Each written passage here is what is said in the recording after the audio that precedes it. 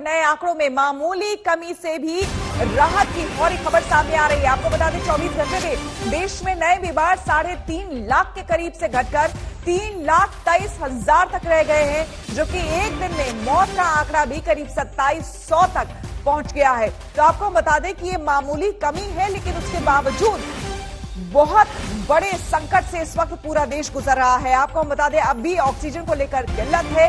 एक दिन में देखिए देश में 2,51,827 मरीजों की संख्या सामने आई है। पिछले 24 घंटे की अगर हम बात कर ले, देश में कोरोना का पूरा आंकड़ा जो है वो कितना तक पहुंच गया है? 2,771 लोगों की पिछले 24 घंटे में मौत हो गई है।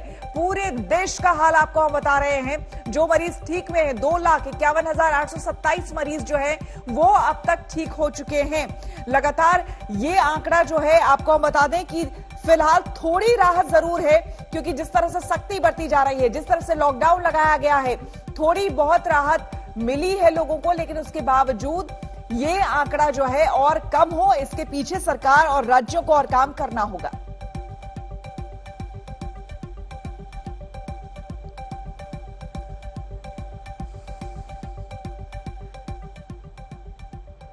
और हमारे 3 संवाददाता हमारे साथ जुड़ गए हैं। कुमार कुणाल दिल्ली से, अनीशा माथुर भी दिल्ली से जुड़ गई हैं और पंकज उपाध्याय मुंबई से हमारे साथ जुड़ गए हैं। सबसे पहले हम कुमार कुणाल के पास चलेंगे। कुमार, सबसे पहले आपसे जानना चाहेंगे, आज थोड़ी राहत आंकड़ों में भी हमें देखने को मिली, और जिस तरह से दिल्ली पहुंचा है ऑक्सीजन सिलेंडर, 4 ऑक्सीजन टैंकर्स जब दिल्ली पहुंचे हैं, उससे थोड़ी राहत की क्या सांस ले सकते हैं दिल्ली के लोग?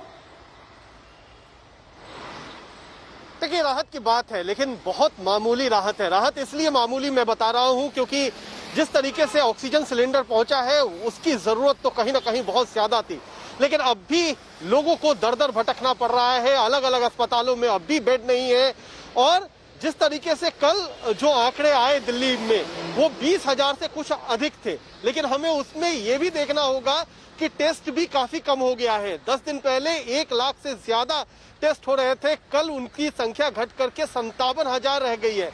तो अगर टेस्ट कम होंगे तो आंकड़े भी कम आएंगे, ये भी बात सबको समझ में आती है।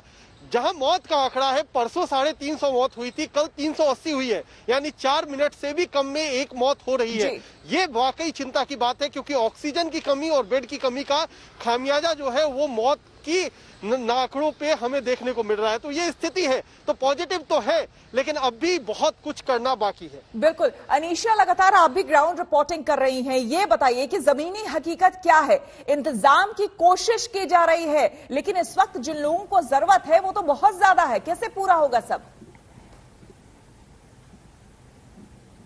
देखिए श्वेता, यही बात हम पिछले कुछ दिन से देख रहे हैं। अस्पतालों में, नर्सिंग होम्स में, हर जगह, सड़क पर, ऑक्सीजन सप्लाई सेंटर्स पर जरूरत बेहद सादा है। इस वक्त हम हैं शांति मुकुंद हॉस्पिटल जो ईस्ट दिल्ली का है। अभी पिछले हफ्ते थर्सडे को ही यहाँ के सीईओ को ये मीडिया के थ्रू रिक्वेस्ट करनी पड़ी थी, क्योंकि बिल्कुल ऑक्सीजन की कमी हो गई थी। इस वक्त हमारे साथ शांति मुकुंद हॉस्पिटल के सीईओ डॉक्टर सुनील कुमार सागर जुड़े हुए हैं। सर, पिछले हफ्ते काफी हुई थी, से तो सप्लाई पहुंची है, लेकिन बहुत सारे हॉस्पिटल्स में किल्लत है। ये क्या वजह है जो इतनी ज्यादा प्रॉब्लम्स हो रही हैं, और क्या थोड़ी बहुत राहत मिली?